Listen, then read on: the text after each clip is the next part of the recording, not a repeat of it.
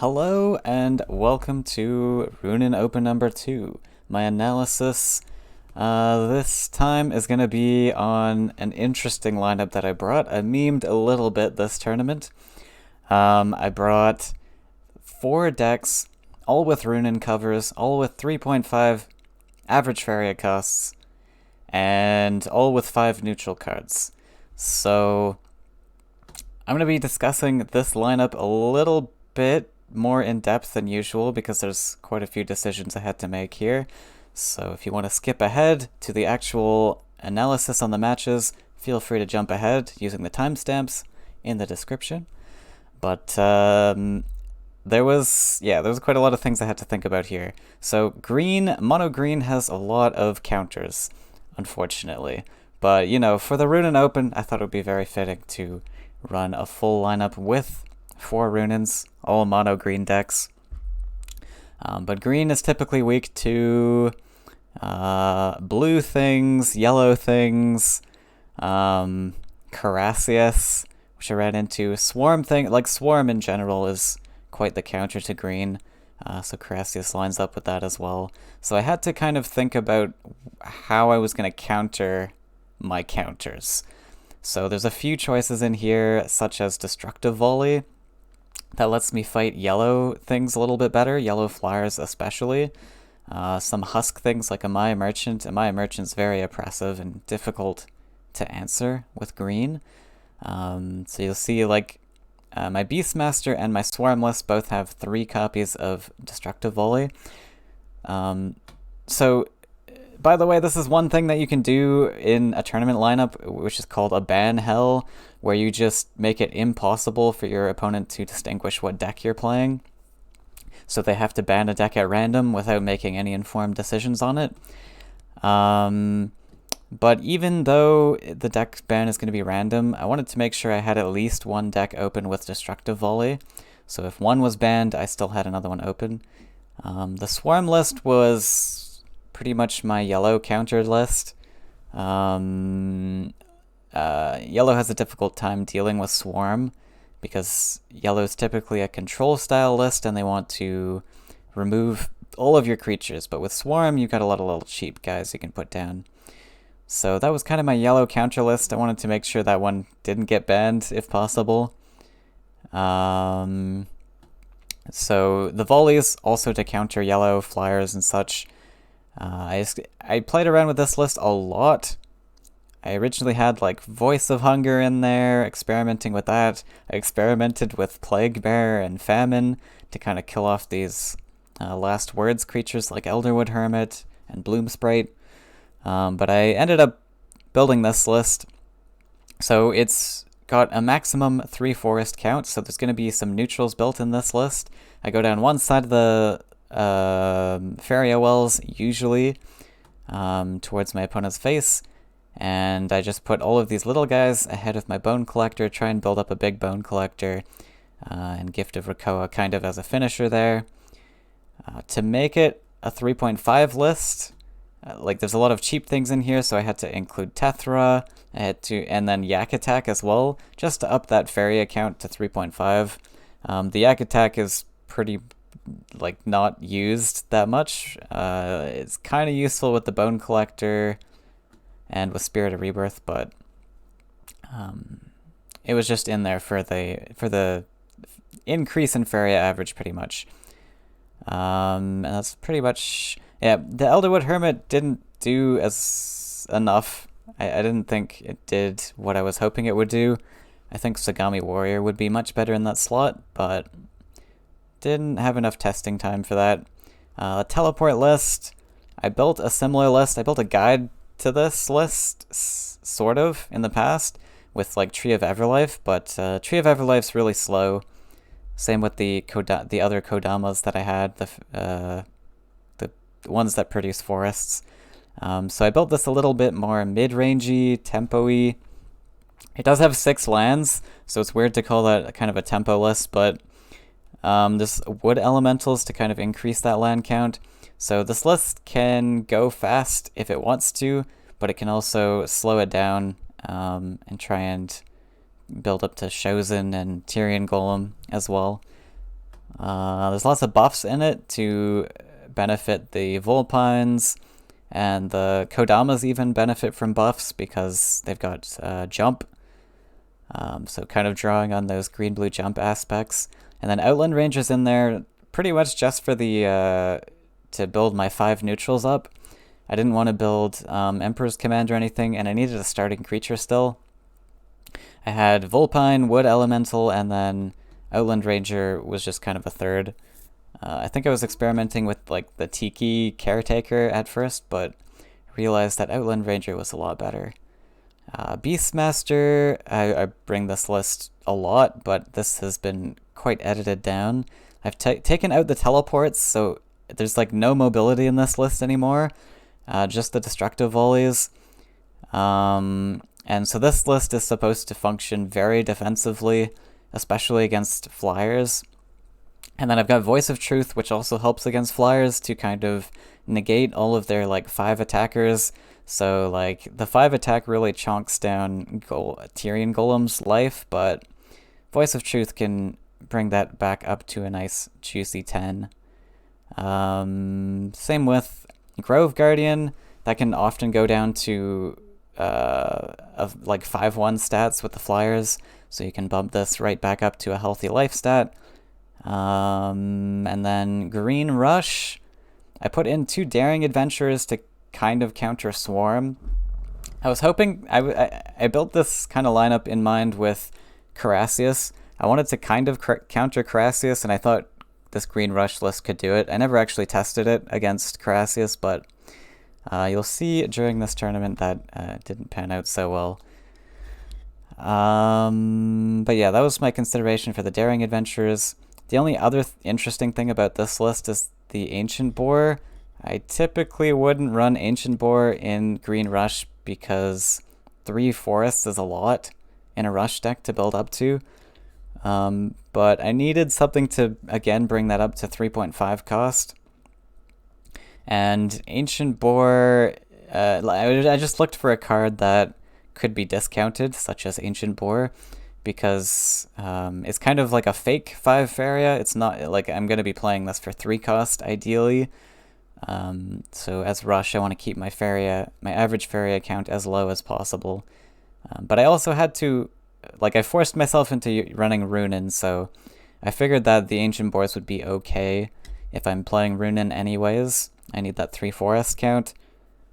And actually, so another thing with the Beastmaster list, I put in 2 Seek Shelters to lower the Faeria average, because this was typically like a, I don't remember, 3.6 or 3.8 list or something.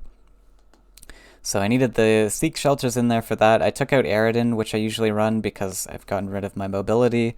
It's a little bit more difficult to kill it off. And Seek Shelters still pairs quite nicely with Beastmaster. So let's get into the matches. This lineup did exceptionally well, actually. A lot better than I was hoping it would. So I was quite happy with it. So the first round was against Amoeba. Oh, also I built this lineup to counter, or to ban green-blue, like 100% of the time. So I have my flyers counters, my yellow counters. I was hoping I had Carassius counters. Blue is like kind of it's like an okay matchup, so I didn't ban blue. But yeah, green-blue is very scary against green. They can dance around your creatures with their mobility. They can get extreme amounts of buffs. They have humbling visions to take down your big stuff, so it's pretty threatening. And also this lineup, Amoeba's running 3 red lists, which he's done many times in the past, and like green is just insane against red, so I felt pretty confident about this one. I forgot also that this was a best of 3. So I felt that Swarm was my weakest deck against this lineup because it's red. So red has answers to Swarm. So I started with Swarm because it's my weakest deck. I thought I could use that as a scouting deck. But then I realized after that it was a best of 3. So in hindsight, I should have picked one of these 2 decks, not the Swarm list, but it ended up working out. So starting hand's pretty excellent. Just toss the teleport away. Right, Amoeba started with his green-red list. Ruunin is pretty insane against green-red, because green-red has almost no mobility at all. So if you can just jam Ruunin on the side that they're going down, which is what I'm doing here, going to the opposite side, then you can just keep replaying Ruunin, which is what happens this game, and you just get incredible value off of her. So I start with the Bone Collector, turn 1 Collector. Pretty easy. Like, this hand is actually pretty incredible. He plays Stalker. I've got Spirit of Rebirth in hand, I've got Stalker in my hand. So I think I just step up, play the Spirit. Gonna get these buffs going soon. Hopefully can play something in front of the Bone Collector before it dies. So he buffs up a Rakoan. I'm close to Yak Attack now, but Ruunin is pretty much my sole game plan in this matchup. Again, because of what I mentioned. Green-red just has no mobility, and now he's invested 3 lands also in this side, so he's kind of given up his spots going, well, not so much, but he's a 4-land deck, so he wants to keep extending his lands, but now I can just keep jamming Ruunin on the left side. But he invests further into the left side, which is great. Hunt downs the Spirit, that's fine. Kills off Ruunin. So I managed to get 2 buffs on the Bone Collector. That's pretty nice. Hey, PC. Game is broken, so let's watch some old VODs. Exactly. Yeah, the game is unfortunately broken at the moment. So I think here, I was considering going up to Yak Attack, but it's, like, value-wise, I just keep playing Ruunin, and there's no way I lose. I do put the Ruunin next to Bone Collector, so it can fight this Rakoan and still give Bone Collector a buff if it happens to die. I also +1 to there. Instead of building lands, I think +1 is just... I'm just going to be +1ing and dropping Ruunin. The dash and all these lands set up for me is so insane, so he can build this land if he wants to. Get the collection, that's fine. But yeah, I just need to +1 and keep replaying Ruunin over and over. And there's nothing he can do about it, unless he runs like Sky Whale or something. He gets Emerald Salamander, so he gets some really nice juicy buffs, but this gives me a nice, easy trade target with the Ruunin. He does get 7 Faeria back from the Reveler, but I get to kill my Ruunin, and I get a nice juicy Bone Collector buff as well. I think I actually go for double neutral instead of +1 here. Let me see. Yeah, I built these neutrals somewhat to set up Yak Attack. I know I said I should be replaying Ruunin, and I should, but I guess this line also kind of blocks like a future Salamander spot, which you might be able to get value off of. This also extends another neutral aggressive, where I could build an aggressive forest. But it doesn't matter so much.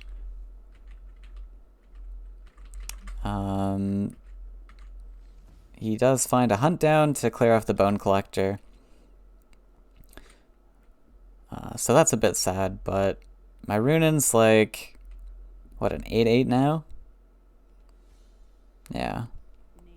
So starting to grow out of proportions. I push the Spirit over 1 tile just to play out of hook range. Amoeba brought a very similar list to this, maybe the exact same list in past tournaments, so I knew that this list had Grappling Hook. So playing out of Grappling Hook range there, and continuing to +1. One of the issues with Ruunin one of her issues is that she's very expensive. 5 cost means that you always need a collector on board, and you always need to +1. So getting this +1 banked up is really important, just in case I lose board control at some point. But at this point, like, she's pretty out of control. He's played a lot of creatures here, but I'm just gonna be able to keep hitting into things. I have the option to Yak Attack here, but I think I go for Tethra, because Yak Attack doesn't really do a lot. Honestly, Yak Attack's not the best card. It was mostly just here for the increasing my average Faeria count and being a neutral. So I buffed the Ruunin, just so she can't be traded off right away. I know I want Ruunin to die, but this just kind of solidifies my board position a little. Also, when you have Tethra in hand and Spirit on board, you don't want the Tethra to get all these buffs so much, because you don't want to, like, it's the whole pooling your eggs in one basket kind of thing.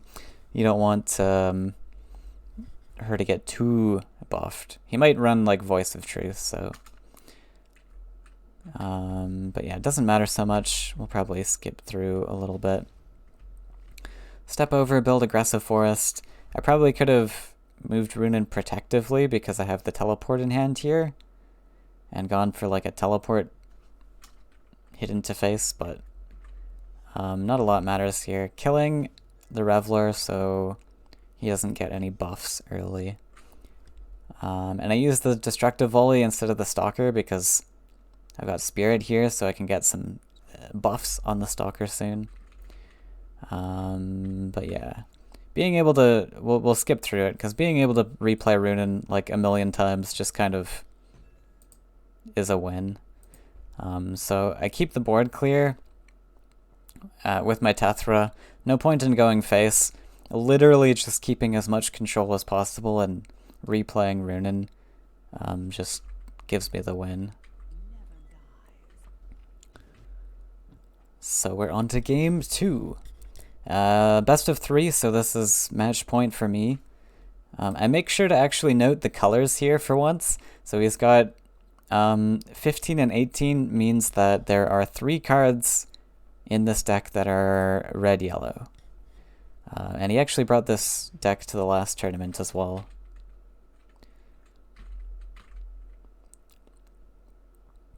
So, pretty nice opening hand here. I think I was predicting a My Merchant in this list, which is why I held on to the Volley. Or like Mistral Guide or Soul Eel. So I felt that keeping Volley was quite a strong thing there. I'm going to fight same side because I want this Hermit to die off. Hermit was just kind of awkward in this list, I think. I think I should have ditched the Hermit in this list. He finds a Merchant. Gives me Grove Guardian and Cannon Carrier. Pretty solid picks for me. So I'm going to right away just take away his collection with that Destructive Volley. I think that's one of the best uses. Like, 3 Faeria, 3 damage. Like, having access to Flame Burst in a green list is pretty great. And I have a choice here for next turn, so I really want... Oh, he finds the second Merchant, which is just disgusting. But...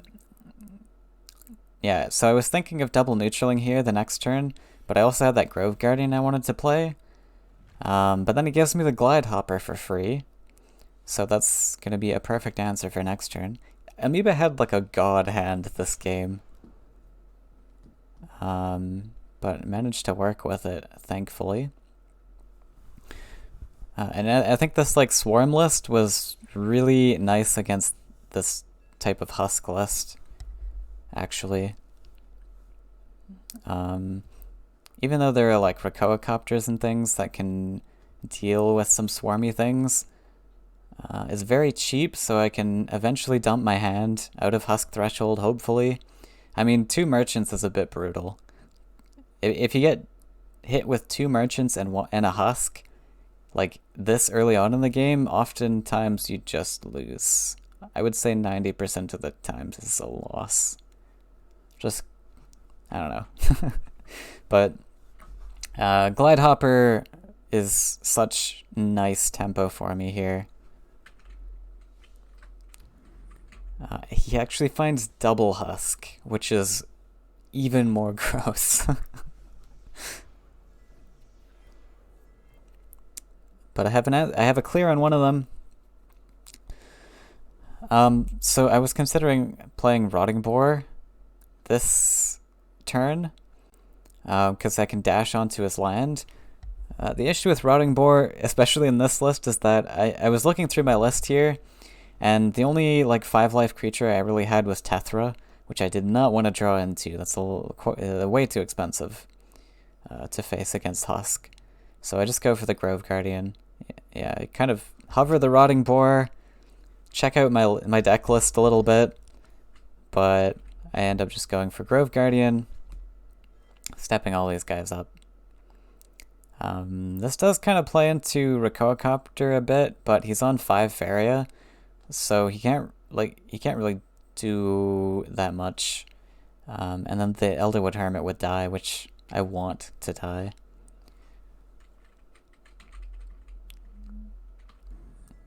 Another reason that I hit the red one is I wanted to protect my Grove Guardian using this other Husk. He finds Triple Husk. This man finds 2 of my merchants and Triple Husk in his opening hand. Absolutely disgusting. But my list was fast enough. So Volley is amazing here, amazing top deck, but I don't need to kill it just yet because it's out of threat range. I stepped the Bone Collector back. I wanted to get the buffs, but the collections are very important against Husk lists. So I take a step back. He'll just be a nice solid collector for now. I build the 4th Forest because I want to play this Cannon Carrier. Cannon Carrier is really strong, just produces 2 creatures here. 1 to contest the Amai Merchant potentially as well.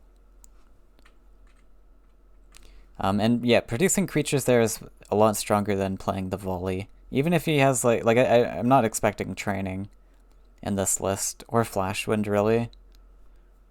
Well, actually, there could be like Scourge Flame, so there might be Flashwind, but I was kind of thinking that it was not that likely, and I don't know. I can take 5 to the hit if it means I can produce 2 creatures. So he steps up his stuff. Does fight a Copter. So he has to clean that up. I also lined this up last turn so that I could kill the remaining Husk with the Cannon Carrier by hitting in with the 1/1 there. He finds Airbot, which... so Airbot means that I have just discovered his dual-colored creature. So he has no Scourge Flame in the list. It's only the Airbot. Although I think I didn't think about that so much here. Oh, I'm actually gonna kill off my guy here. I think that killing it off is really important. While I have an actual target that I can hit it into. It's a little bit unfortunate that it doesn't really do anything, but I get the buff. This Rakocopter's not doing anything this turn, so I don't need to clear it. Clearing the Husk is a bit more valuable and keeping in collection. Yeah, so my next neutral should go in this spot. I put it here because of like a future Baby Yak taunt. I was thinking like, oh, maybe I can taunt like a Scourge Flame or something, but there's obviously no Scourge Flame. Also, this extra neutral here would have set up a really juicy Yak attack on the following turn. because I don't get to play Yak Attack next turn, I'm going to have to double neutral once. He's going to step backwards, and then I'm going to have to like double neutral a second time to get this Yak Attack to kill off the 2/2. So yeah, this neutral was a lot better. And now he's just blocked off that path. Anyways.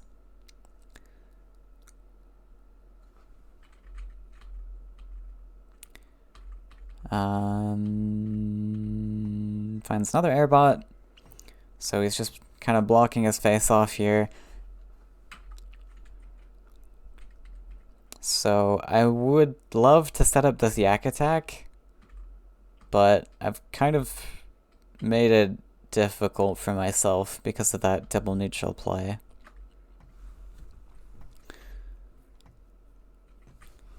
But I tried to set up something, and at the same time this kind of blocks off his aggression here. Pass, saving up for the Yak Attack. I think like, yeah, I mean saving up for Yak Attack makes sense. And killing the 2/2, making sure that we're blocking his collection. The airbot is a big problem though, being able to double collect every turn. He drops an aggressive Grizzly, which is a little bit challenging to this 0/3 Bone Collector. So I think about this turn quite a bit. There's an option to double neutral and then get off a bunch of Yaks to collect off of both of these wells, kill one of these. But I really want to kill this Grizzly. Also, I top deck the Stalker, which means that I actually have a really clean answer to the airbot without building any lands. So I'm looking at the Stalker, I'm looking at Yak Attack. This costs me 12 Faeria, but I get to collect once, and then I can +1 if I wish, and play Guidance. Now, at this point, I realized that he didn't have Scourge Flame, because I realized that there was the airbot. So I use the Guidance here because I don't feel I need the heal as much, but I don't think I needed to do this. So I go for triple Yaks here, trying to get Bone Collector buffs by just hit. So step over into Bone Collector range, get buffs. Final one is Guidanced, and then Stalker that guy. So we get a nice juicy full clear, but I think there was I probably could have saved the Guidance there, because the Bone Collector gets 2 of these buffs from these hits. I could have actually built a land here, and cleared the Grizzly with my Bone Collector instead, and then I would have had the Guidance saved up for a panic heal in the future. This is pretty convincing having board control, but I mean, red-yellow like this can have Soul Pact and just get a surprise amount of Faeria and burst you down out of nowhere. So I think clearing with the Bone Collector would have been better, because yeah, he had 8 life, so I needed 2 Yaks to hit. That's 2, 4, and then the other Yak 6, and then Bone Collector's on 2 attacks, so he can deliver the killing blow, and then he'll still boost up to a 3/3, which is difficult to deal with. Like, only Flame Burst does that. Hey, how's it going? Su2. We're just reviewing the latest tournament. Talking about the matches. Faeria servers are down right now, so this is a great opportunity to just hang out with some past VODs. Yeah, that buff, allowed my Yak to survive, but I think saving it as a heal was a little stronger, even though I have full board control now. And he has Bloodsinger, which is a little spooky. I mean, I can clear that off with the teleport, but that's like 3 damage to my face that I could have also avoided because, well, no, this was still a 2/2. Yeah, so would you consider to play this game? I'm new. Well, I love this game a lot. I have put like 1,500 hours or something into this game, so I would definitely recommend it. but there's probably some biasism there. It's a lot like chess and like any card game like Hearthstone or any card game out there, but like it has a very unique aspects, especially the power wheel over here that so you have to build lands physically on the board, but then it also lets you draw a card or +1, which I think is just is very simple, but it's incredibly unique, and it means that you have to be very strategical in your land placement as well as creature placement, so that you can draw and +1 more often. So this is incredibly terrifying. He has found a Wind Soldier here, and he just straight up uses it, which means I'm expecting double Flame Burst from hand. He also +1'd there, so I'm desperately drawing for heal. I only have one more heal left in the deck, but I'm desperately hoping to draw it. So I go back, collect. Going back to collect takes away some face damage, but it means I can play 2 creatures this turn. Although I don't know if this is even... Yeah. So I want the taunts to play around like another Wind Soldier. I guess he could find like Cypher's Wrath plus Wind Soldier. Well, that doesn't actually kill me either. But I just go for the double taunt. Like, this doesn't set up lethal. Let's see. If I had hit in for an extra 2, he'd be on 9. And then I play just 1, 3, 3. 7. Yeah. Like, I could have set up lethal, I guess, if I didn't collect. Ooh, that was super loud. Thanks for the follow, though. Also, you just missed the sale, unfortunately. There was, like, a super mega sale for Faeria, like a week ago. But there might be another one. Well, there's almost definitely another one during like the Steam summer sales, which are probably coming up soon. So, I mean, you could just wait for that to buy. It's a pretty cheap game. You also don't need DLCs, so to start at least. So I think it's probably pretty worth it. So he didn't have the double flame burst. I'm saved. He invested all of his Faeria into the Rakoa Copter. Oh yeah, I top decked the gift, so this is just a lethal here. Yeah. Nice. But yeah, I guess I could have easily lost that just from playing that heal early. If I had saved the heal, I probably would have been guaranteed a win, but that was very close. So next round is against Stinky. And this lineup was terrifying. As I mentioned in the beginning of this video, pretty much every single one of these decks is good against green. Like, he's got the yellow list, which I did say I put some counters in, but yellow is still quite strong against green, even though I've got destructive volleys. Green-yellow sacrifice, I have to be super fast against this. Because Soul Eater I don't have many answers to. The Beastmaster list has 3 Voice of Truths, but if this list gets banned, I have no answers to it. Blue has Humbling Vision and Frogifies to deal with big things. And then Carassius, well, most of you know Carassius. It just floods the board with swarm creatures that I can't deal with, and not having indirect damage makes it impossible. I should have banned the Carassius and left the blue open, but I was like, okay, yellow I have counters.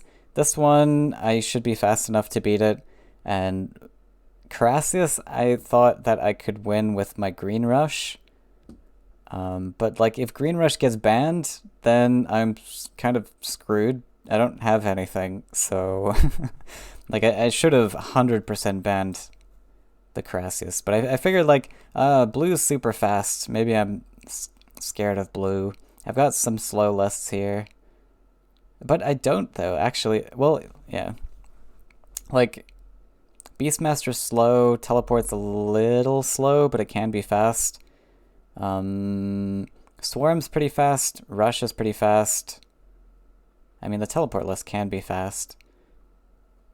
But yeah, I 100% should have banned the Crassius. Green has just no ways of dealing with this, even Green Rush. Blue, I could have easily answered, I think. So this entire tournament, pretty much, like, well, there was a lot of decisions in this one, and there was some interesting matches from it. But sometimes bans can straight up lose you the game. That one was a tough choice because, like I said, they're quite strong against green, mono green. But yeah, he's starting with the sacrifice list. I have really excellent opening hand here, though. Volpine plus Wood Ellie is a really great combo. Because you can teleport things. You can get like a double neutral plus a forest off in the same turn and get a really surprise teleport off. And then I draw the second Wood Ellie, which is interesting. I was thinking I needed to build forests up to build to the Chosen, but having double Wood Ellie is really nice. Oh, I go for... Okay, never mind. I go for the forest. Okay, I think I wanted to double neutral here. With this type of opening hand, double neutral is always excellent because it lets you double neutral, forest, Wood Ellie on the forest, and then build the Wood Ellie's forest up, and then you can teleport back and double collect on turn 2 already. But with this line, it's just doesn't work because you don't have enough forest to step your creatures on. He finds double Amai Merchant. Like, this is the bane of my existence in this game. Like, the last game, Amoeba found double Merchant Opener, and now this game, Stinky finds double Merchant Opener, and I always tilt super hard when I see that. But I guess I kept it calm enough to pull out a win out of this. So I double neutral now, which I should have done that last game, but I want to produce in one of these 5 costs this turn. I guess I could go for Wood Ellie, but I kind of want to contest the merchant here. And Lancer would have guaranteed me the clear, but I was thinking the 3/6 was a little sturdier, so that's why I kept it around. But I think Lancer maybe was a bit better, just so I could contest. Because I had the Wood Ellie anyways, I could have built 2 special lands there. But I went for the 3/6. Stinky starts building his lands quite aggressive. And we've made him give up this collection spot, which is great. Also, by the way, I need to push really aggressive against this list. The double collecting balloonfish is really intimidating. I might want to fight this, but once he starts dropping Soul Eaters, I have no chance of winning anymore, so I definitely need to push down one side as fast as possible. These 2 feeds in hand are going to be super useful for dumping my hand, though.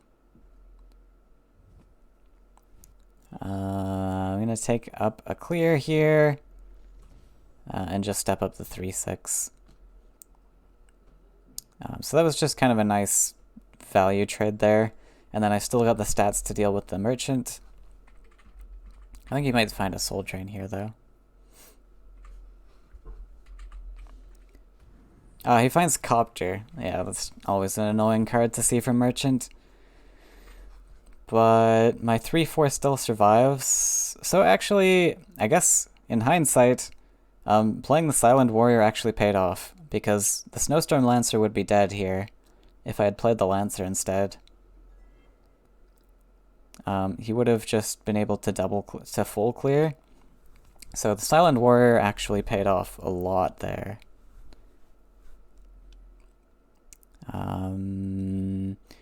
So I'm thinking of playing Chosen here? No, I can't play Chosen. Oh, I could play Chosen if I feed. Yeah, so I go for Wood Ellie and the feed.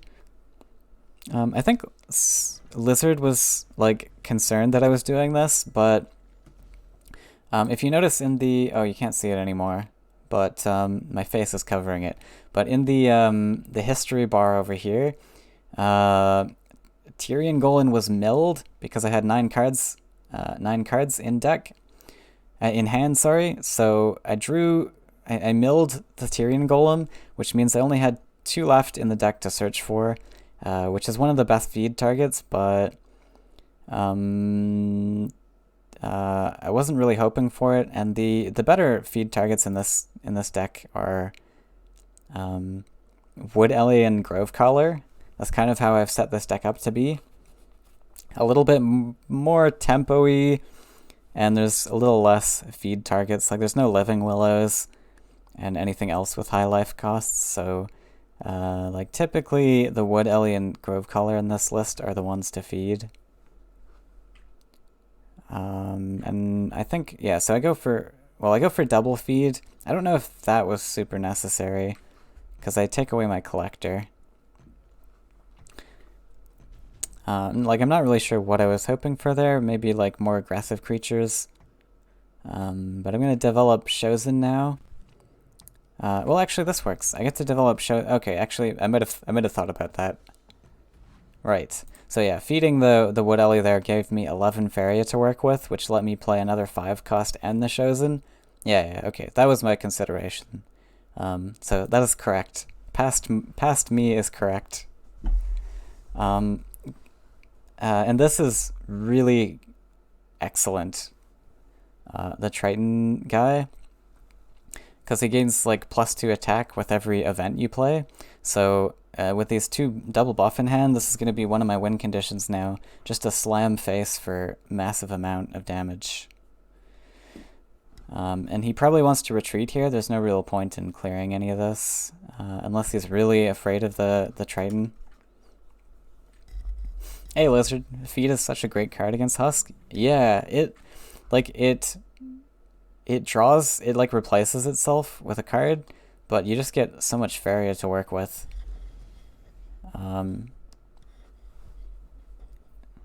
It's really excellent.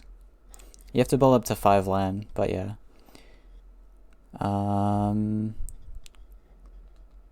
What happened? He just fed that guy. So he's just gonna retreat all his stuff now.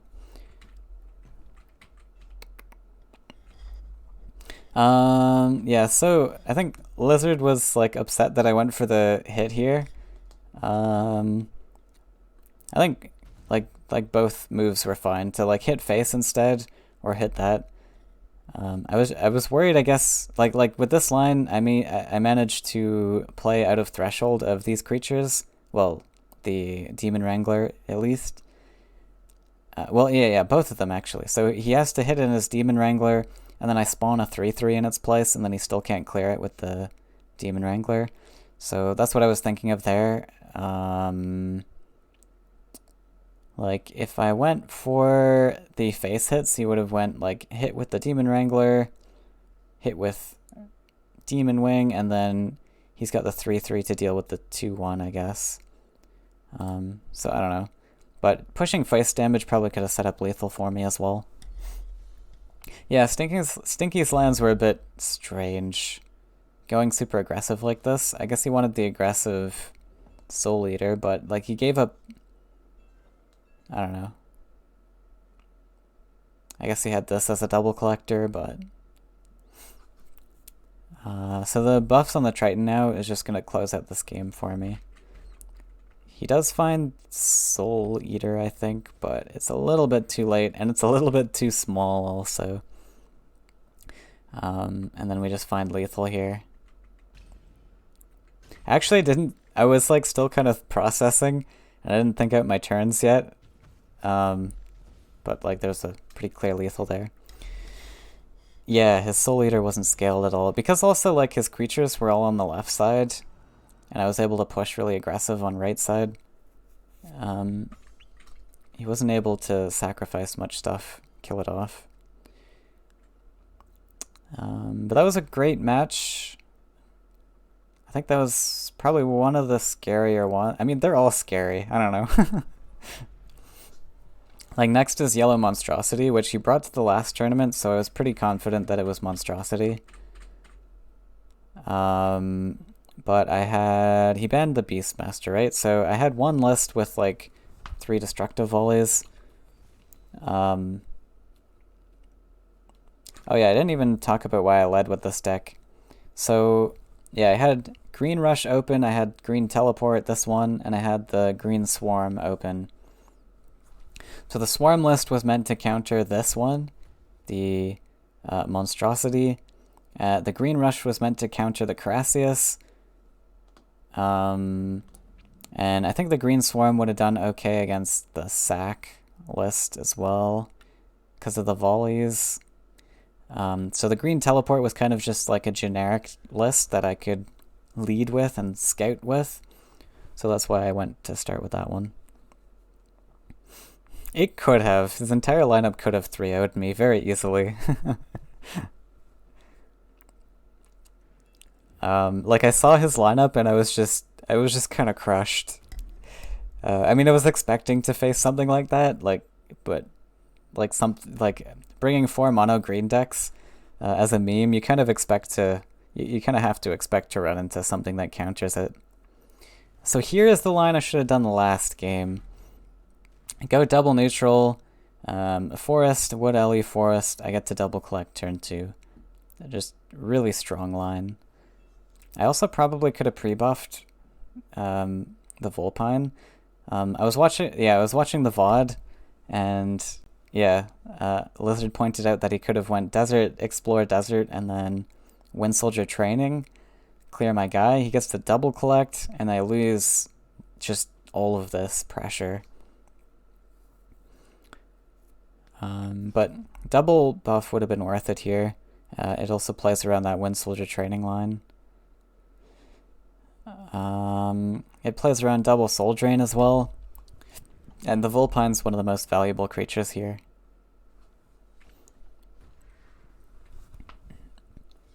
So he plays it this turn, finds a clear, but I still have the Wood Ellie now, which can collect for me. Double Drain would be okay for me. I guess it would be, but I mean, like, I couldn't just not get double Soul Drained by Guidancing.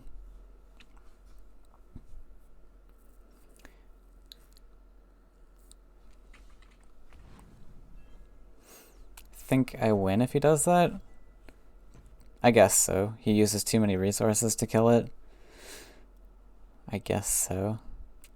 I mean, Wind Soldier training is kind of like a similar thing.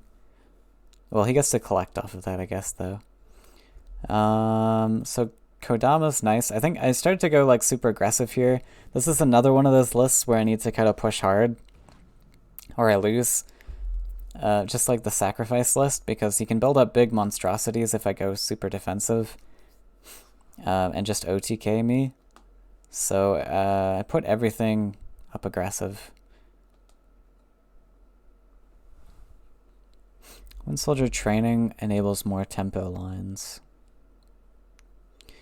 Yeah, it also lets him discount the total cost of that. So he finds Wind Soldier, which I'm pretty cool with. That's not the end of the world. And Deathwish Ghoul. But now I'm up in his face, and I can just slam a Tyrian Golem right smack on his face. And I don't build the collection spot. I think the aggressive one's really important. I know this list goes up to 6 lands, but if I can help it, I don't want to build 6 lands. But I keep the Wood Alien collection. Grove Color's kind of a nice, like, boost to this Wood Ellie if I absolutely want to push it aggressive. But I like keeping the collection there. If yellow wants to win versus green, they have to either play for early tempo to make up for being understated, or set up ult when conditioned like monstrosity. Yeah. Yeah, like with my list, like Like the things are kind of pricey. Like the bodies are really efficient for what they are, but they're kind of pricey if you have 0 collections. Like Tyrion Golem's 5 cost, which is insane for a 5/10, but if you only are on 3 Faeria, then you can't be playing Tyrion Golems. So if you can like deny collections early as well, it's great. He invests all his resources into taking out Wood Ellie, empties his hand to do so, which is great for me. Now I don't really have any unpredictability from his hand. I can see that everything he's got is here on board, and so I know that my Tyrion Golem's safe. Lizards. So this is based on Lizard's list, which doesn't run Nightmare. So I was not expecting Nightmare, but I wanted to not play too hard into it in case he like tech choiced it in or something, and just like happens to top deck it. So I go for Wood Ellie and buff instead of like a double buff. Like I could +1 double buff, but it doesn't quite set up lethal because that only boosts me to 9, and then I need to top deck buff. So I draw there, kind of trying to find an extra buff. And actually, yeah, so if I had top decked the buff there, I think my plan was I was going to double buff if I top deck buff, because then that sets up lethal for me. But if I didn't top deck the buff, I was just going to go for this Wood Ellie line, and single buff. And then it sets up a 2-turn lethal, which is, regardless, it's always 2-turn lethal unless I top deck buff, so I don't know. I felt safer with this, just in case of Nightmare. But he finds double Soul Drain here, which is perfectly fine by me. He again dumps his hand. Everything he's got is here on board, and I just close out a win eventually with big boy Tyrion Golem. So teleport doing really well, kind of sweeping here, but now I'm against the Crassius list. Now there's one play in here that Lizard pointed out that may have won me. It would have at least given me a lot better a chance.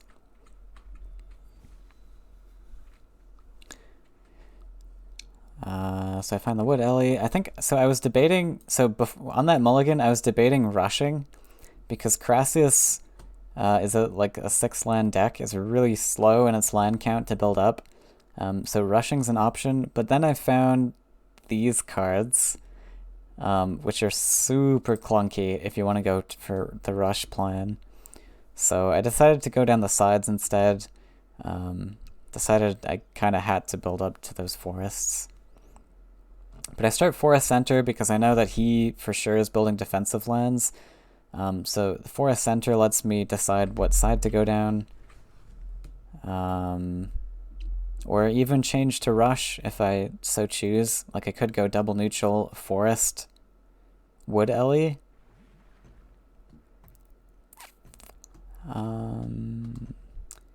Which is kind of an option, but then he does this.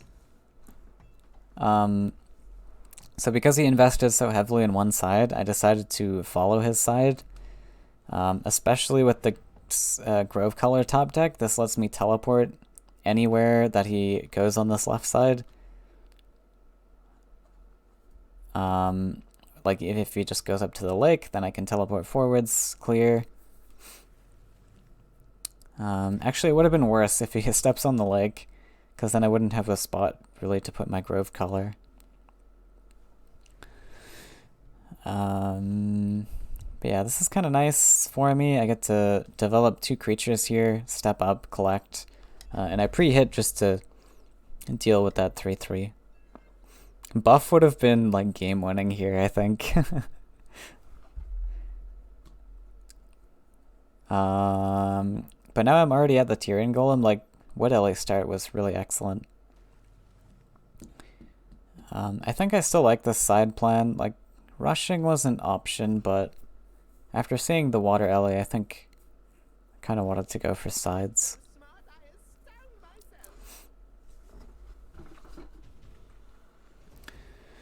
So I'm feeling really happy about how this game is going, but then he drops Leia, which is a bit unfortunate, but then I top deck my own Leia, which is great.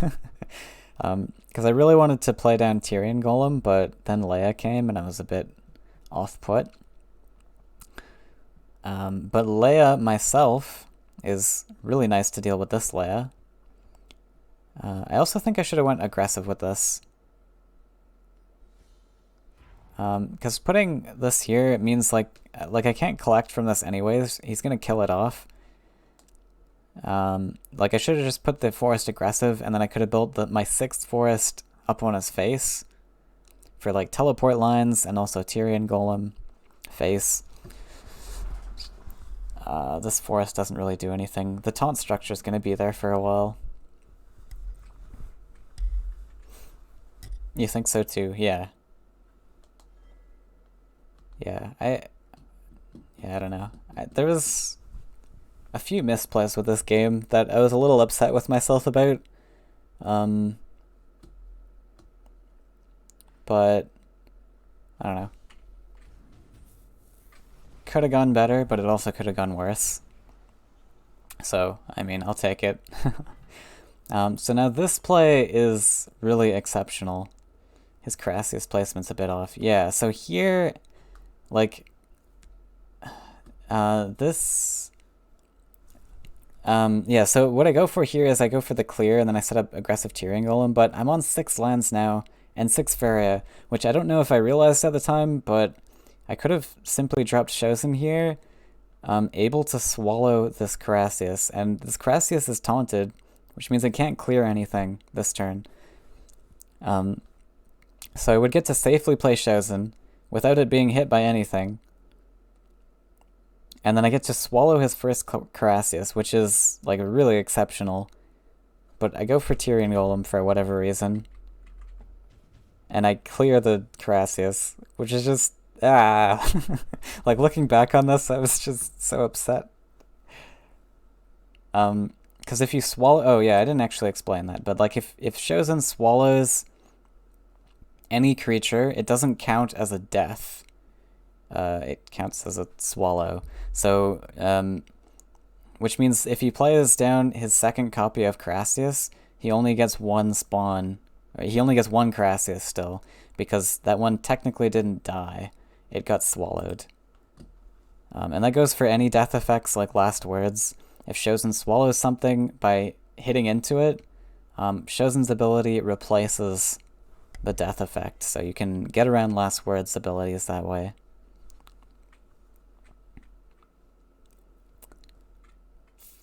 Similarly, if you have Frogifies, it's often very strong to Frogify their 1st copy of Crassius, because it kind of slows down their swarm a lot. They have to play a 2nd copy, and like they just have to start from square one. And now he's got the 2nd copy, so. And I'm taunted. Yeah, that could have all been avoided. I think I go for Chosen here. Yeah, for some reason, I just didn't realize I could play Chosen last turn, I guess. Maybe I thought that I was on 5 forests only. Maybe I was like calculating these lands and I'm like, oh, I'm on 5 forests, but I hadn't built anything yet. But yeah, I go +1 Chosen here. Would have been so strong last turn. Up here. I mean, yeah, this is taunted, so like Chosen can't be affected. I was also thinking that Stinky had Humbling Visions, which I was kind of like worried about. But Lizard pointed out later that with Stinky's like colors in the deck banning screen, there was most likely no Humbling Vision. So a failed Maginata, that's brutal. But he actually doesn't do that many impactful things with it. Just clears off the taunt.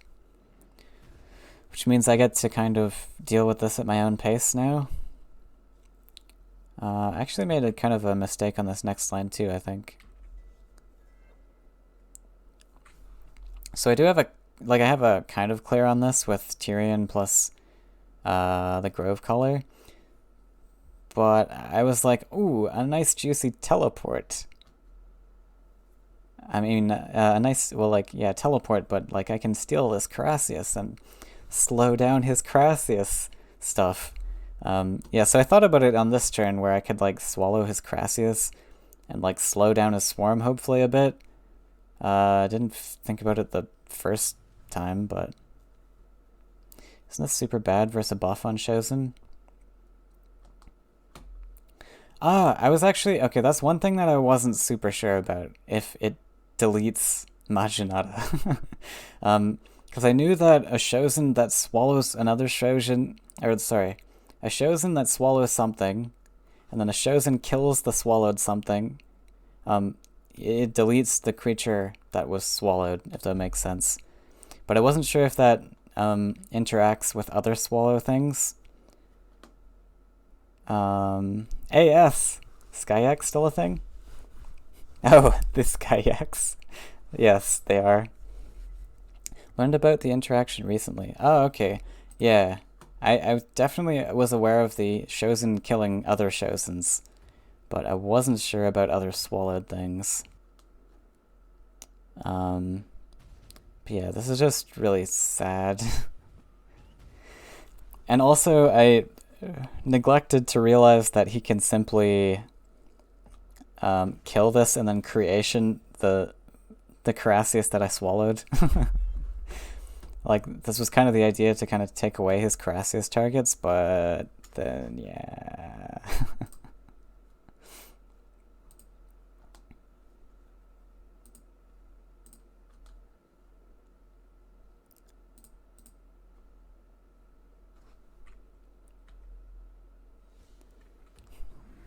Mega yikes.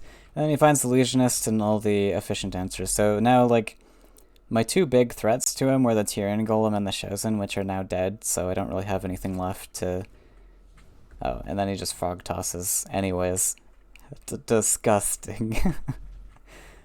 So I think I just surrender pretty quick here. Yeah.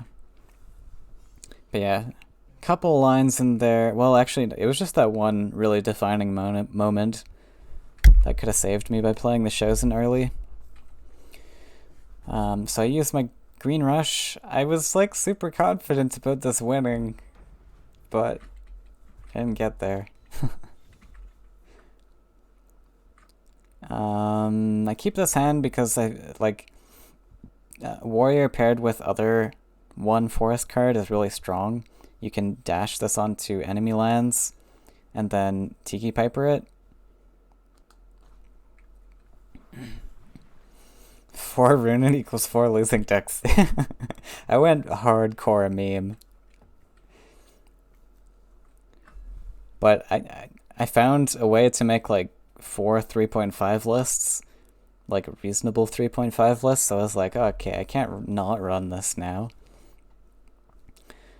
And he finds Recruiter, which is so awkward.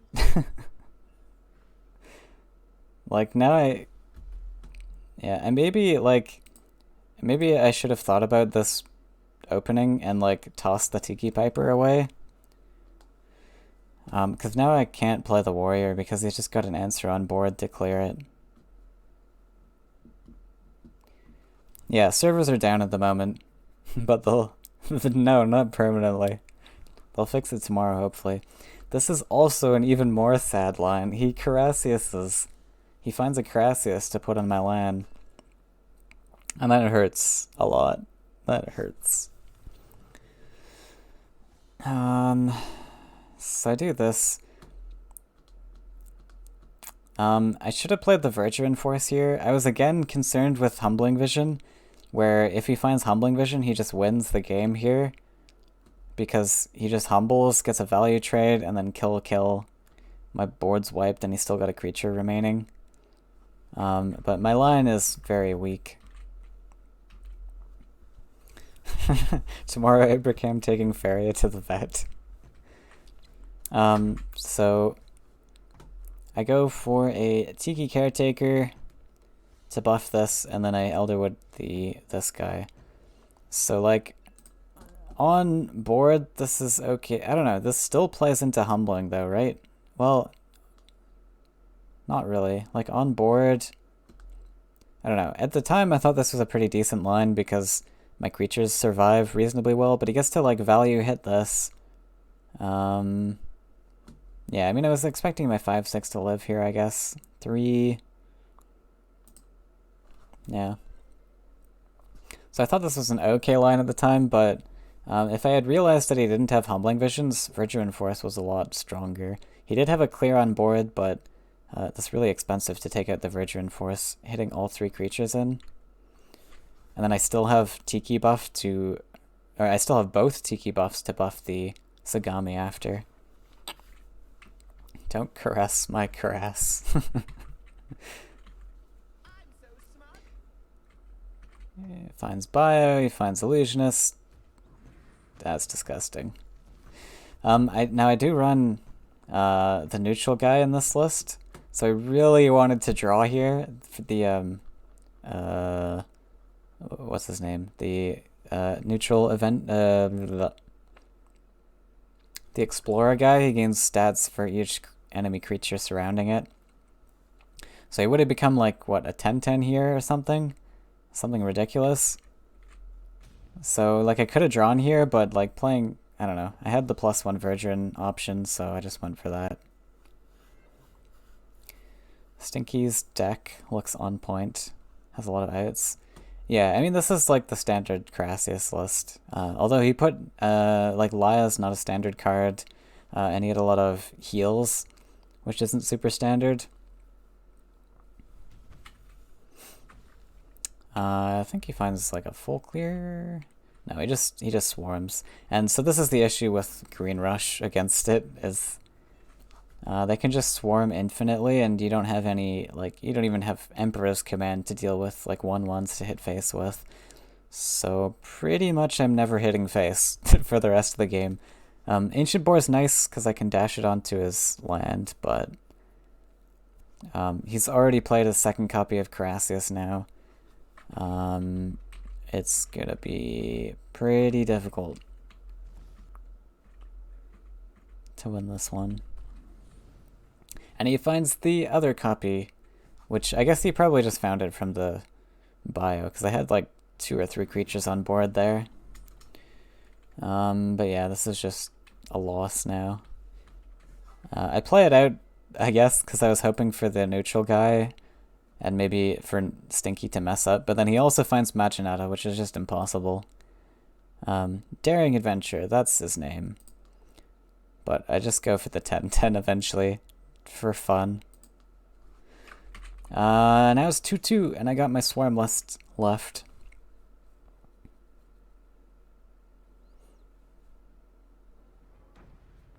Does he even run Shieldmates? No. Like, Shieldmates is not a good card in that list, in my opinion, as well. Because it breaks the bio, yeah. You want bio to only draw Crassius, ideally. And Majinata. Leia's okay.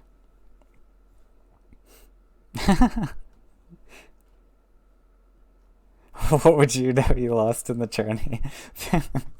Fair enough. They did get nerfed.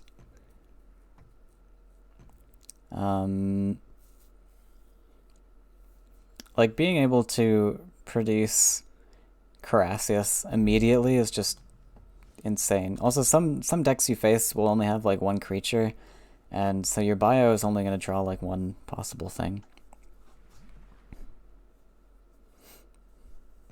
They must never be played in a deck ever again. So he gets Water Alley start again. A little unfortunate, because I kind of have to push aggressive one side and leave this alone. I don't really have an option to switch sides here and contest this. So we're just going to double neutral, start pushing up right side as fast as we can. I could have also rushed this game potentially, but like this deck I think is fast enough to just double neutral down the sides. Like, I don't have very good rush options anyways. Like, I have the Spirit in hand. He just finds Illusionist to clear the Spirit, and then I'm not sitting very pretty. So we're just going super aggressive. SAG could be okay if people would stop playing Crass.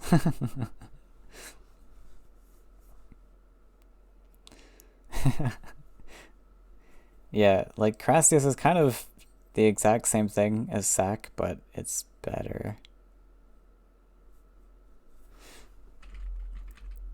So he gets to set up free double collection. Oh, I top deck the double stalker, which is really excellent.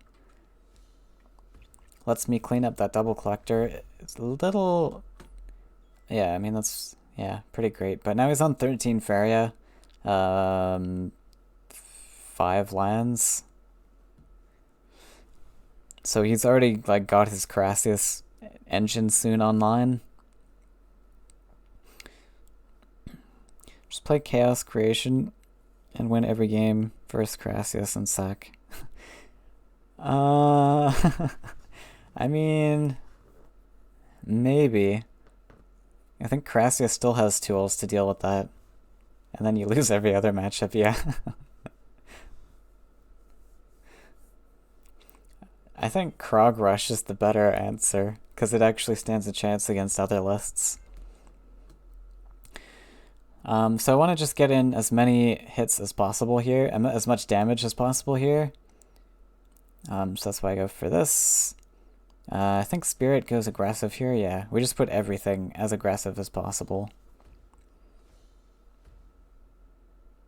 Elderwood Hermit was just really bad in this list. I think Sagami Warrior would have went a lot further.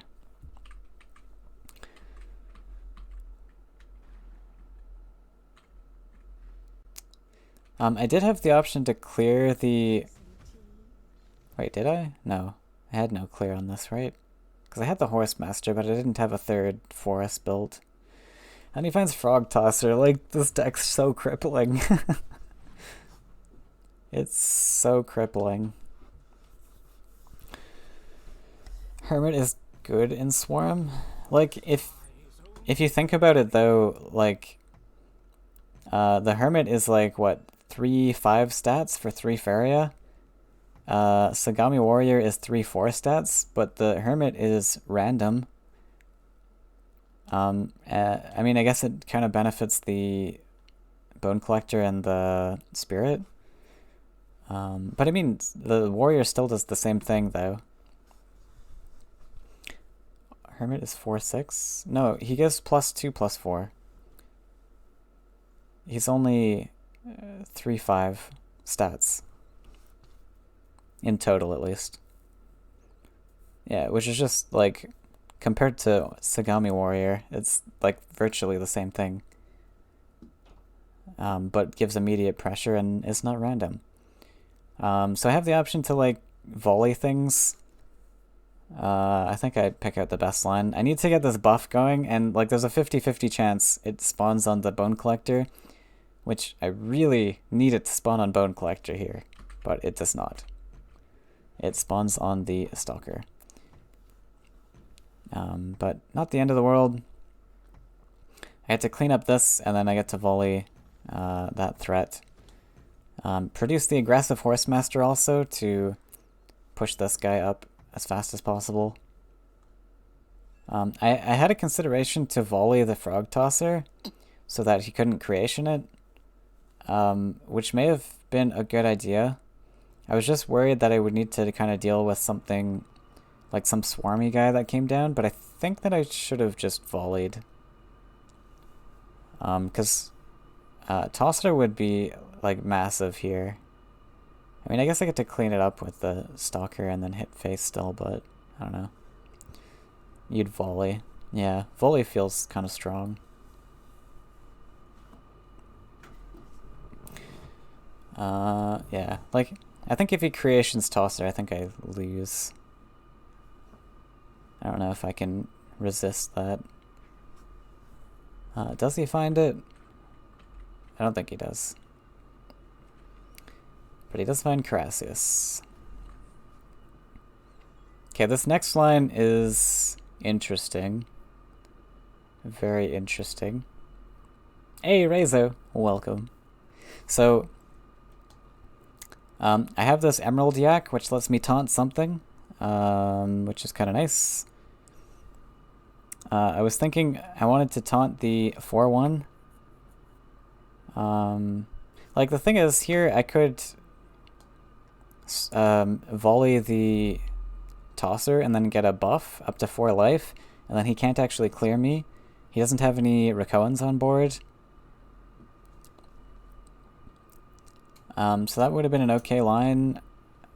And then I get to hit face. But I decided to volley the Carassius instead and taunt the this guy.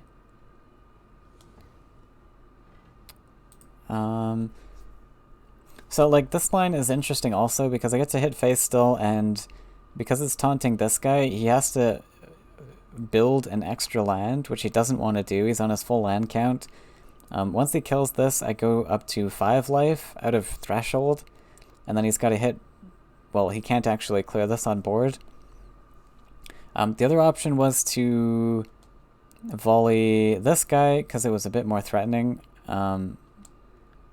And then I guess I would hit face, and then this guy just goes somewhere else.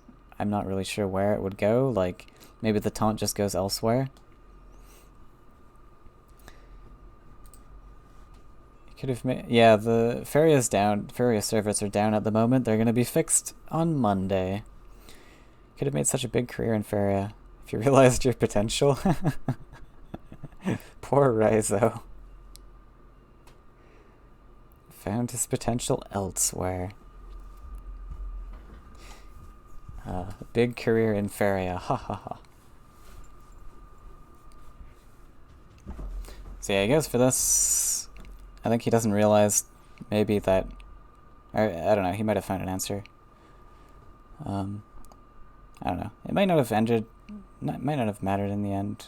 But he creations the Aurora. That's a little sad. That's very sad. He just found all the tools he needed in these matches. I came very close, though. And he heals, which is just devastating. Look at Moon, he's realizing his potential. Why is everyone coming back now when the servers are down? It was destiny. They all come back, see the servers are down, and then they leave forever. Faeria forever lost in this cycle. So this is really sad. I definitely draw here, but I want to hit face for 7, but then he gets to value trade with the 3-4 onto my 3-3, so kind of have to take this clear here.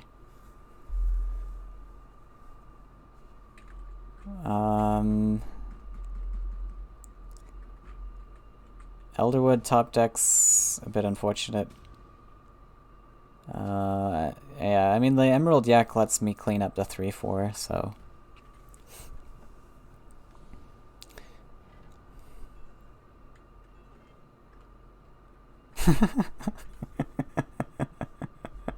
The one day GM took the day off to visit his family's sick, long-lost pet hedgehog.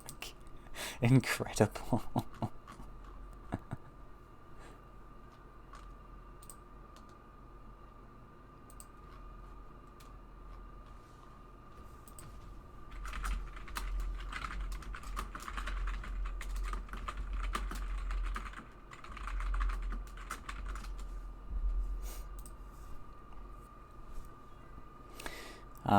So like, yeah, now there's frog tossers and stuff, and it's like pretty much lost. Did you guys notice how Stinky didn't take the urn? Yeah, that was super interesting. So on the VOD, Stinky took the medallion instead of urn, which was interesting.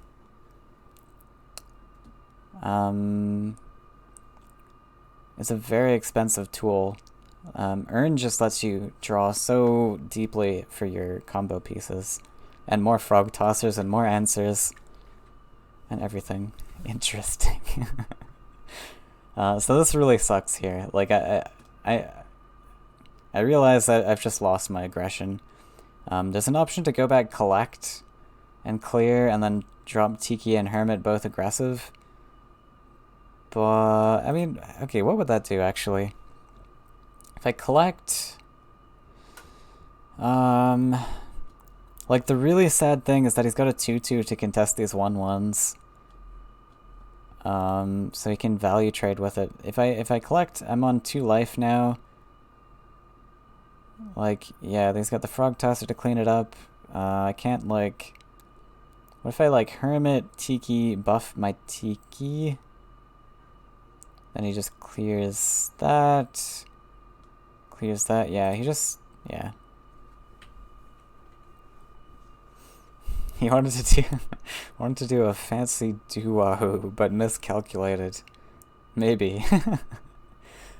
Oh, that past turn, maybe he thought he had, like, a spicy clear or something, yeah. But yeah, I just go for, like, a double buff on the Stalker, get as much damage as possible. I mean, he's got a clear on board, but I do have, like, Yak Attack in this list. And teleports. And he's on 2 life, so there's hope, but then he finds a heal, I think, here. Or eventually. Like, I have one more opportunity. Oh no, sorry, he does find the heal. Yeah, so heal is super sad.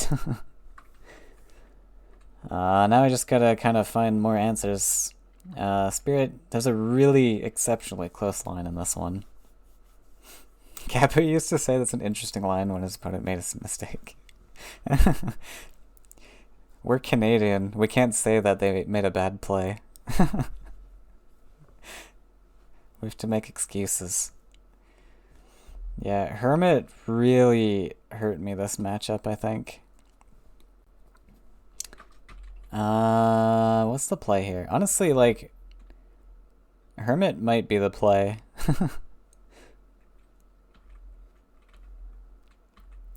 I just pass. Yeah. Like, 6 is really difficult when you've got 1-1s in the deck. Because you need 3 buffs to kill. Or like a big Gift of Steel. Gift of Rakoa. Noticed a mistake you made when you had the Bone Collector. When I had Bone Collector? There was one where, like, I hit in the 1-1 to get the Bone Collector, but... Oh, sorry. There was one where I, like... I volleyed the... that other guy. Or I volleyed the Crassius instead of his 4-1 Frog Tosser. That was, like, a debatable line that I could have made. So I top deck teleport here. Go back. Where is this? Like the one... There was one... Well, there's one here. Like this line here was a little debatable. The taunt placement was wrong. I was thinking about the taunt. Like... If I taunt on this spot, then he just... Like, I have to taunt the Frog Tosser if I commit to this line. Because otherwise Frog Tosser just gets an easy clear. And if I taunt here, then he just hits it with the... Ah! Oops. Yeah, you're right. Yeah, no, you're right. I forget that Bone Collector gets the buff then. Yeah, that would have been really solid. I mean, he ended up finding... Yeah, that would have actually secured the Bone Collector still. You still got it. I was debating this, like, for so long, too. I was like, okay, does double neutral go here or here? Like, here his guy can get it, but he needs to build the land. Here his Aurora guy can kill it. But yeah, then Bone Collector just buffs out of range. Sad! Okay. Yeah, that would have secured it. because he found the creation aurora, which he has to deal with the, well, no, he would still find the clear, I guess. He would just hit in and then he'd aurora the frog tosser. But would have that would have left me off a bit better, I think, still. What was the end position looked like this? So with that other line, his aurora would be gone. Or he developed the other aurora. That aurora's gone. This guy would be like a, I don't know, like he would have like 3 life. So I'd be able to clear. Yeah, that would have been amazing. Would have been able to hit for 8 that turn. This guy just hits into the frog tosser. Yeah, that would have been solid. This is what maximum potential looks like. Yeah. Alright, so let's jump ahead to the spicy line. So I'm kind of just stockpiling my resources here, hoping I can find an inn with the teleport.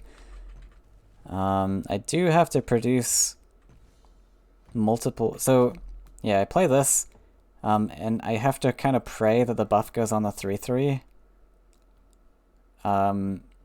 And so I build the extra forest. I think that was kind of a mistake. I think I should have just played it on this forest. Like, he gets to collect for free, but I think my resources are more important than his at this moment when he's on 8 Faeria. I should just be +1ing or drawing. Probably +1ing because this is pretty expensive. So yeah, I just kind of have to pray the buff goes here. And then I can find a single buff. Or do I just hold this? I don't know. Like 3 creatures. I need 3 creatures to get this teleport off. And the gift. One of those creatures is the Grove color. So like I could have just held this. I just needed this one, this one, this one, this one. So I probably didn't need to play this even. When he finds Maj. +1 would give you lethal if the buff goes on Spirit. That's also true, yeah. Unfortunately, I lost the 50-50 roll. But, yeah. +1 would have given me the lethal, that is true. So now it's going to be super awkward still. I need to kind of build up this Grove color. Top deck Tethra. So that's kind of 1 buff out. So I don't know if this is a mistake. Yeah, I think this is definitely a mistake. I have very limited forest spaces now. But I step my guys out of range of the 6/5 Majinata Charger guy. Did I actually have a lethal here also? Like if he left himself undefended, I need to build forest, teleport, and buff? Wait. So like if I stepped both these guys up, one of them's for sure dead, because he gets to hit into it. So gift won't quite do it. I need the Tethra buff to win. Which I'm going to go up to... This is going to be collecting, so he's up to 11. Yeah, I don't know. I don't think that would do it. 1 off. That 1 off that I didn't +1? You actually have it? Do I? Wait. So it's his turn right now. Let's just skip ahead to... I top deck Stalker, which is sick. But I don't have it because... I don't have a forest to step on. And I think I have it. I even throw in a well played. Because I'm like, oh, look, I have all the tools in hand. Just enough Faeria. I calculated this last turn too. But then I'm like, wait, I don't have a teleport land. Oopsie. So I try to calculate something desperately here. But... I end up like roping, and then I like panic. Like I start thinking of all these options. I panic, throw the Tethra down, which doesn't, like, it just dies.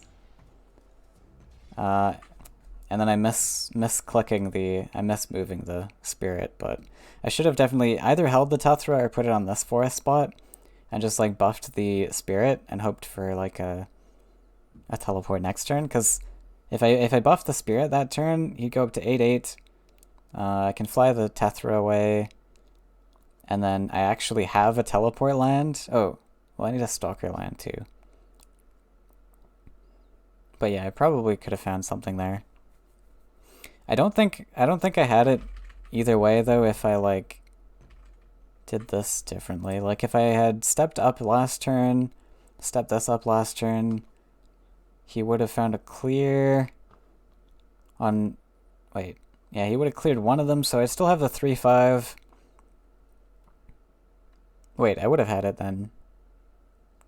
Right? No. Did I have enough forests? Because I had to build this forest this turn. I could have went Stalker. I needed 3 creatures, so I could go Stalker there. Teleport can come here. 1, 2, 3. Oh, maybe I did have it. Yeah. Wait. 4, 5, 6, 7, 8, 9, 10, 11. Yeah, I would have had it.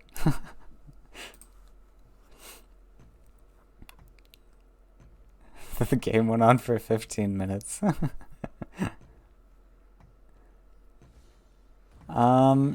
Stinky missed like a couple lands here. So, like, I had some ins though still from this point. Like, I could have held the Tethra or like did something else with Tethra than just sacrificing it to the Carassius. But like even after this turn, I think there was a chance. Because my Stalker built up to like 4 life. I mean 4 attack at some point. But yeah, pretty much from here, I didn't find it. There was some outs, but I didn't end up finding them. And then he ended up just closing out the game. Yeah, it went on for a while. I hung on for a while. There was one point where I was like, oh, he's on 3 cards left. Maybe I can mill him, but I think that's kind of grasping at straws. Then it's over. It was like I expected worse, especially with that lineup from Stinky. I felt that I would have lost a lot sooner.